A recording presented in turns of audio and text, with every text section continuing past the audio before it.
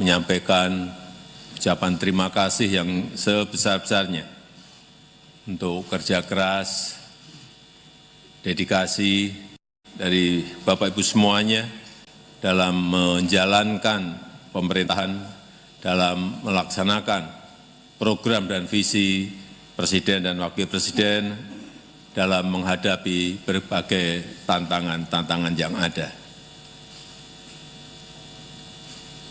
Dan 20 Oktober bulan depan, masa tugas kita semuanya berakhir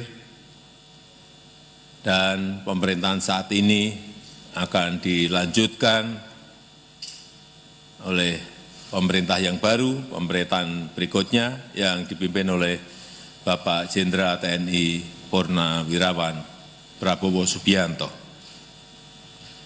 Terkait hal tersebut, saya ingin menegaskan beberapa hal. Yang pertama,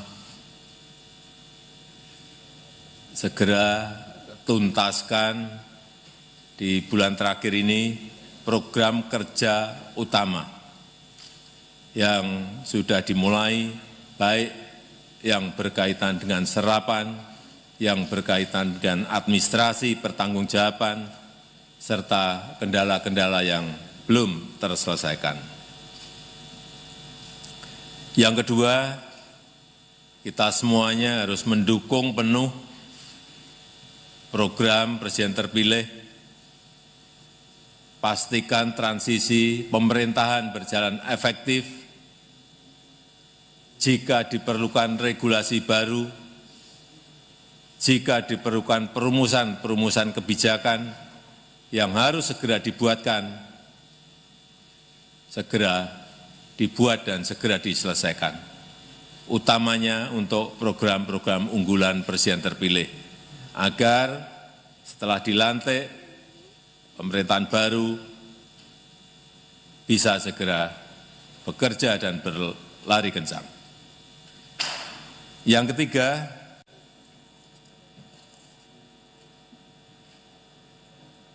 menjaga situasi yang kondusif. Kita butuh stabilitas untuk tetap tumbuh. Kita butuh stabilitas untuk melakukan pembangunan, sehingga pastikan jangan sampai ada riak-riak gejolak sampai pemerintahan berikutnya terbentuk. Artinya, kita harus bisa menjaga daya beli masyarakat, jaga inflasi, menjaga pertumbuhan, menjaga keamanan, menjaga ketertiban, dan jangan membuat kebijakan yang ekstrim, terutama yang berkaitan dengan hajat hidup orang banyak, yang berpotensi merugikan masyarakat luas, yang berpotensi menimbulkan gejolak.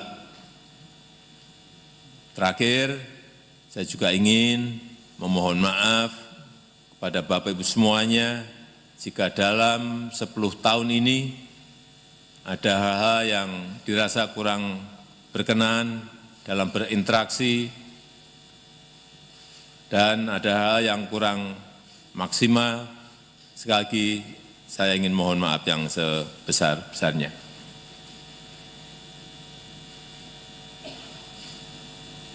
Saya rasa itu.